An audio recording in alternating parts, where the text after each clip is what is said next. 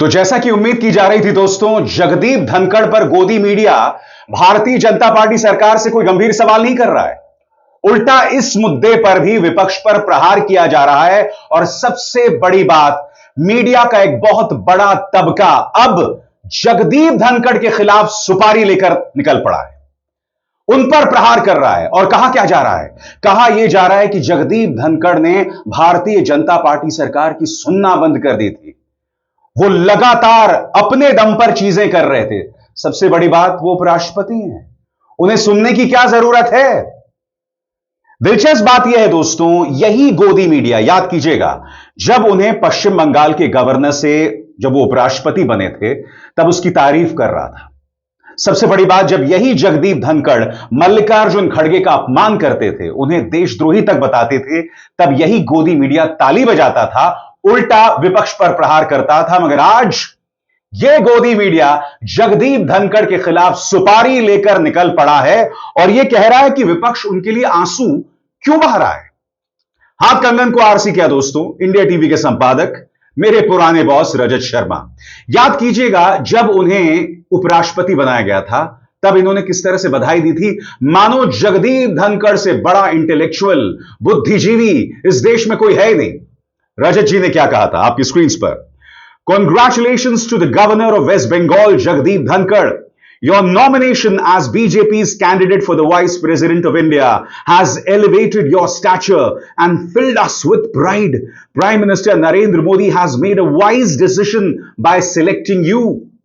हिंदी में इसका अनुवाद है कि प्रधानमंत्री नरेंद्र मोदी ने आपका चुनाव करके एक बहुत सही फैसला लिया, एक समझदारी भरा फैसला लिया। अब मैं आपको बताता हूं दोस्तों, इन्होंने सूत्रों के हवाले से क्या कहा है। सबसे बड़ी बात, चूंकि रजत शर्मा भारतीय जनता पार्टी के बहुत करीबी हैं, लिहाजा ये जो बात कह रहे हैं उस पर विश्वास किया जा सकता है। मगर दोहरे मापदंड देखिए साहब, पहले जब उनका चुनाव हुआ था एक कैंडिडेट के तौर पर, तब इसे एक समझदारी भरा फैसला बताया था माननीय शर्मा जी ने। अब वो क्या कह रहे हैं, इस पर गौर किया जाए। जगदीप धनखड़ ने अचानक इस्तीफा क्यों दिया? मुझे लगता है वो सरकार के लिए एम्बैरेसमेंट बनते जा रहे थे, परेशानियां पैदा करने लगे थे, इसीलिए उन्हें इस्तीफा देने को कहा गया। मैं आपको अंदर की बात बताता हूं कि टकराव कैसे शुरू हुआ, कहां गया, यह समझाता हूं। पहली बात, जगदीप धनखड़ जब से राज्यसभा के चेयरमैन बने, उन्होंने यह इंप्रेशन दिया कि वो सरकार के शीर्ष नेताओं के बहुत करीब हैं, जो भी करते हैं वो उन्हीं के कहने पर करते हैं। आपको याद होगा, संसद के परिसर में वाइस प्रेसिडेंट के झुके झुके व्यवहार की मिमिक्री की गई, जिसका वीडियो राहुल गांधी ने बनाया था। उसकी वजह यह थी कि चेयरमैन के तौर पर धनखड़ साहब विरोधी दलों के नेताओं से लगातार टकराते थे। अब मैं आपसे एक सवाल पूछना चाहता हूं, यह जो राहुल गांधी ने जो मिमिक्री का वीडियो बनाया था, तृणमूल कांग्रेस के एक नेता मिमिक्री कर रहे थे, तब यही रजत शर्मा का चैनल था जो राहुल गांधी पर प्रहार कर रहा था। पूरा गोदी मीडिया राहुल गांधी पर प्रहार कर रहा था, जबकि राहुल ने कुछ नहीं किया था, उन्होंने सिर्फ वीडियो बनाया था। वीडियो तो हर कोई शख्स करेगा, मगर फिर भी याद कीजिएगा उस वक्त क्या हुआ था। जगदीप धनखड़ राज्यसभा के चेयरमैन, वो राहुल गांधी पर प्रहार कर रहे थे। याद है कि नहीं आपको? यह सब हो रहा था राज्यसभा के अंदर। फिर से सुनिए जगदीप धनखड़ ने राहुल गांधी के बारे में क्या कहा था। आपको सब पता है, आपकी चुप्पी मेरे कानों में गूंज रही है, खड़गे जी की चुप्पी मेरे कानों में गूंज रही है। वो लीडर ऑफ अपोजिशन है, कांग्रेस के अध्यक्ष हैं, सबको पता है क्या कुछ हो रहा है। आपको अंदाजा होना चाहिए कि यदि अगर कोई व्यक्ति वीडियोग्राफी कर आनंद लेता है, एम्पलीफाई करता है, ये संस्कार है क्या अपने? यहां तक इस तरह आ गया क्या सर? ये है दिग्विजय सिंह जी, मेरी बात सुन लीजिए। जगदीप धनखड़ की कितनी बेइज्जती करो, मुझे कोई चिंता नहीं है। भारत के उपराष्ट्रपति की, किसान समाज की, मेरे वर्ग की, आप एक फोन उठाते और मेरे से कहते, अपने बीच में फोन में वार्तालाप दशकों तक होता रहा है, इतनी बड़ी घटना हो गई, पद की गरिमा गिर गई, किसान समाज को बेइज्जत कर दिया, मेरी जाति को अपमानित कर दिया, और आप चुप हैं, आपके अध्यक्ष चुप हैं। यही गोदी मीडिया फिर राहुल गांधी पर चढ़ गया था। अब यह गोदी मीडिया क्या कह रहा है कि वो विपक्ष का अपमान करते रहते थे और यह इंप्रेशन देते थे कि यह सब सरकार के कहने पर हो रहा है। आगे विरोधी दलों के नेता कन्विंस हो गए थे कि धनखड़ साहब सरकार के इशारे पर उन्हें बोलने नहीं देते, बार बार उनका अपमान करते हैं। इस कारण सरकार और विरोधी दलों के बीच टकराव बढ़ता गया। दूसरी बात, कुछ महीने पहले धनखड़ साहब ने जुडिशरी पर डायरेक्ट अटैक किया, सुप्रीम कोर्ट पर हमला किया, पार्लियामेंट की सुप्रीमेसी की बात कही। जजेस को भी लगा कि वाइस प्रेसिडेंट साहब यह काम सरकार के इशारे पर कर रहे हैं, वो सरकार के करीब हैं, जुडिशरी और सरकार के बीच टकराव जैसी स्थिति है। तीसरी बात, इन मामलों पर जब उन्हें समझाने की कोशिश की गई तो वो नाराज हो गए। उन्होंने याद दिलाया कि कैसे वाइस प्रेसिडेंट होते हुए उन्होंने जगह जगह सरकार को डिफेंड किया, अपनी प्रतिष्ठा दांव पर लगा दी। यह सरकार से उनके डायरेक्ट टकराव की शुरुआत थी। बात बढ़ती गई। चौथी बात, उन्होंने जगह जगह सरकार की टॉप लीडरशिप की शिकायत करनी शुरू कर दी, आरएसएस से लेकर मंत्रियों तक, विपक्षी दलों से लेकर मीडिया के सीनियर लोगों तक। उनकी शिकायत थी कि सरकार में उनसे कोई बात नहीं करता, उन्हें घुटन हो रही थी और कोई उनकी बात प्रधानमंत्री तक पहुंचाए वरना मुझे कुछ करना पड़ेगा। यह एक तरह की धमकी थी, सरकार से सीधा टकराव था। फाइनल फेज में धनखड़ साहब ने तेवर दिखाने शुरू कर दिए, कांग्रेस के नेताओं से मिले, अरविंद केजरीवाल को टाइम दिया, इन सबको बहुत कुछ कहा। यशवंत वर्मा के इंपीचमेंट का केस अपने हाथ में लेने की कोशिश की।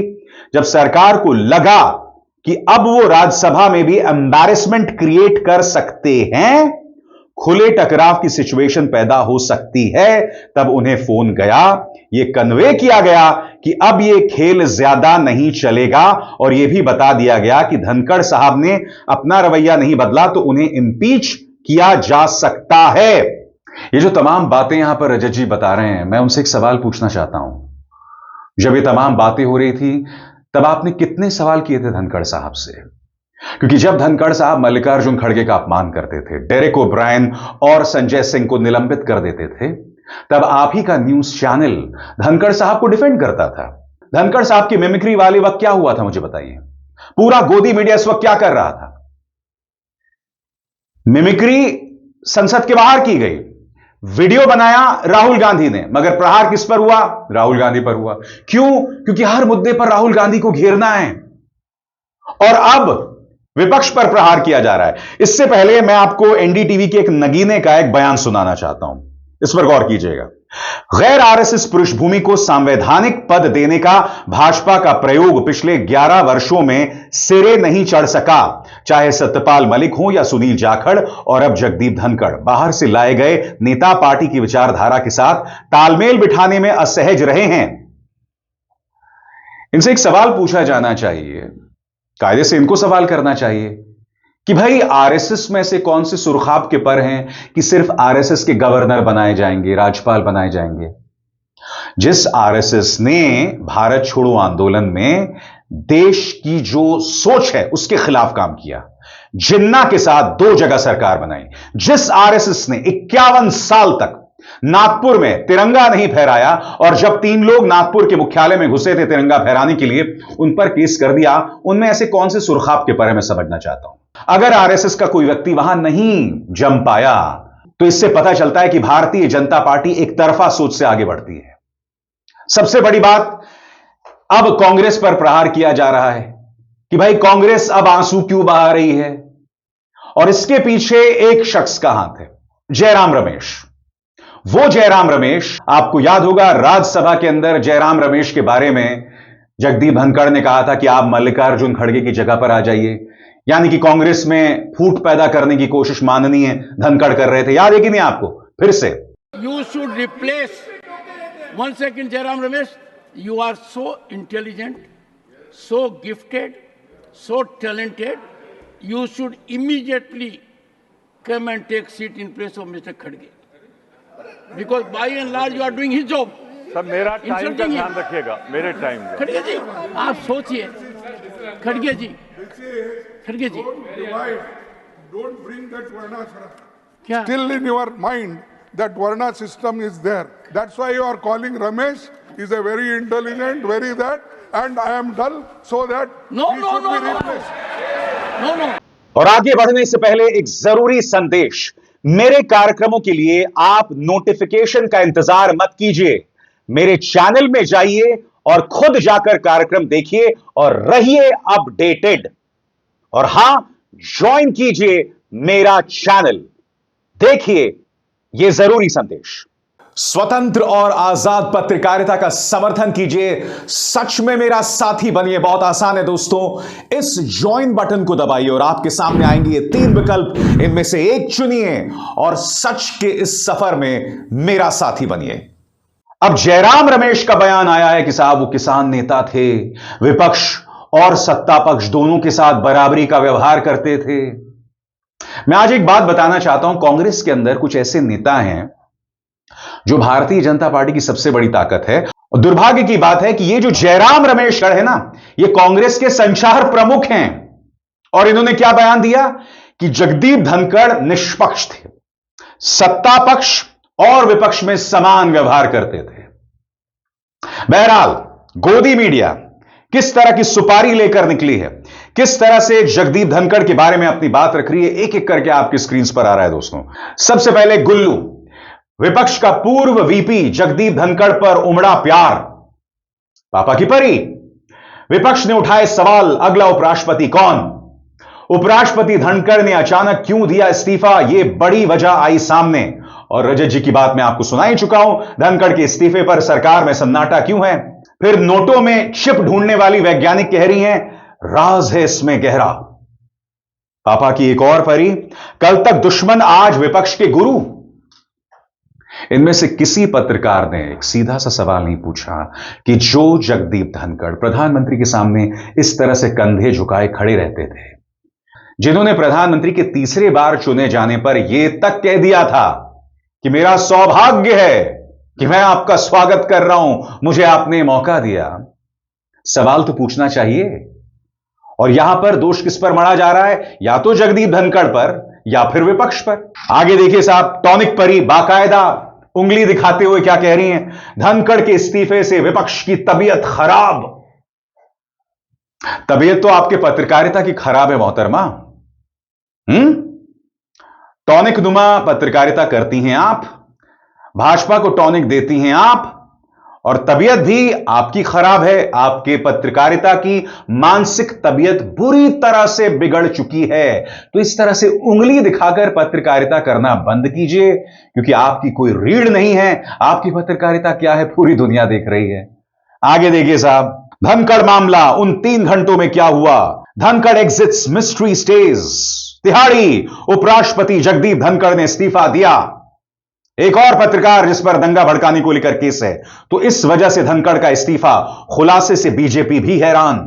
कांग्रेस शिवसेना ने धनखड़ के इस्तीफे पर जो बताया, बीजेपी में हड़कंप। एक और चाटुकार, what's behind Dhankhar shock exit. अरे भाई, तुम 24 घंटे चाटुकारिता करते रहते हो, तुम्हें पता होना चाहिए, तुम अव्वल दर्जे के दरबारी हो। दरबारी को कैसे नहीं पता, मैं समझना चाहता हूं। आगे साहब, उपराष्ट्रपति धनखड़ का राज्यसभा में अंतिम भाषण सुनकर रोना आ जाएगा। अब मैं आपसे एक सवाल पूछना चाहता हूं। आप जानते हैं दोस्तों, उन्हें विदाई भाषण नहीं देने दिया जा रहा। धनखड़ विदाई भाषण नहीं देंगे, इससे बड़ी बात क्या हो सकती है। और यह चैनल क्या चला रहा है, उनका अंतिम भाषण सुनकर रोना आ जाएगा। आपको सवाल यह करना चाहिए, कहां है धनखड़ का विदाई भाषण। क्या भारतीय जनता पार्टी डरी हुई है कि उस विदाई भाषण में वो भाजपा की पोल ना खोल दें। और उससे भी बड़ी बात, प्रधानमंत्री ने जो बयान दिया, इतना फीका बयान, एक लाइन का बयान। और याद कीजिएगा, जब उनकी मिमिक्री की थी तब प्रधानमंत्री ने क्या क्या नहीं कहा था। जाट नेता का अपमान, हरियाणा का अपमान, किसान का अपमान। 700 किसान आपकी जिद की वजह से मर गए। आपको तो पहली बात किसान की बात करने का अधिकार नहीं। पंजाब जाकर आप मेरे किसान बंधुओं को बदनाम करते हैं। मैं फिर आपसे पूछना चाहता हूं, प्रधानमंत्री का यह जो बयान आया था कल, इतना फीका, इतना सरल बयान, और अब क्या क्या नहीं कहा जा रहा। आपको समझना पड़ेगा कि धनखड़ का इस्तीफा दो मायनों से जरूरी है। पहला, यह एक्सपोज करता है कि भारत के अंदर लोकतंत्र क्या है, कितना बड़ा छलावा है। दूसरा, भारतीय जनता पार्टी की तानाशाही सोच। और अगर मैं पहले कारण की बात करूं, लोकतंत्र, तो उसमें शुमार है संवैधानिक संस्थाएं और मीडिया। कहने को जगदीप धनखड़ उपराष्ट्रपति हैं, वो राजनीति से ऊपर होने चाहिए, मगर किस तरह की बातें रजत जी कर रहे थे कुछ देर पहले कि उन्होंने पार्टी की सुनना बंद कर दिया था, पार्टी के खिलाफ बोलने लग गए थे। अरे भाई, वो उपराष्ट्रपति हैं। और दूसरी बात, अगर उपराष्ट्रपति अरविंद केजरीवाल से या कांग्रेस के नेताओं से मुलाकात कर रहे हैं तो आपको क्या दिक्कत है? आपको अंदाजा है दोस्तों, इन्होंने पत्रकारिता को कहां ला दिया है। सबसे बड़ी बात, संवैधानिक पद पर बैठा हुआ व्यक्ति वो विदाई भाषण भी नहीं देगा। याद कीजिएगा, जब नई संसद बिल्डिंग का उद्घाटन किया गया था तब किसे नहीं बुलाया गया था? वो व्यक्ति, वो शख्सियत जो संसद के दोनों सदनों को संबोधित करता है, यानी कि देश की राष्ट्रपति द्रौपदी मुर्मू, उन्हें नहीं बुलाया गया था। क्यों? क्योंकि भारतीय जनता पार्टी चाहती थी कि संगोल युग में, हाथ में संगोल थामे, सारा फोकस प्रधानमंत्री नरेंद्र मोदी पर रहे। आसपास साधु चल रहे थे, नारे लगा रहे थे, रामराज्य का ऐलान हो रहा था। तो जाहिर सी बात है, जब नई संसद की बिल्डिंग में राष्ट्रपति को नहीं बुलाया गया, महिला राष्ट्रपति को नहीं बुलाया गया, आदिवासी महिला राष्ट्रपति को नहीं बुलाया गया, तो आपको क्या लगता है विदाई भाषण देने दिया जाएगा जगदीप धनखड़ को? तो दो मुद्दे, लोकतंत्र छलावा है, कमजोर हुआ है, मीडिया का चरित्र, और दूसरी बात, भाजपा में तानाशाही।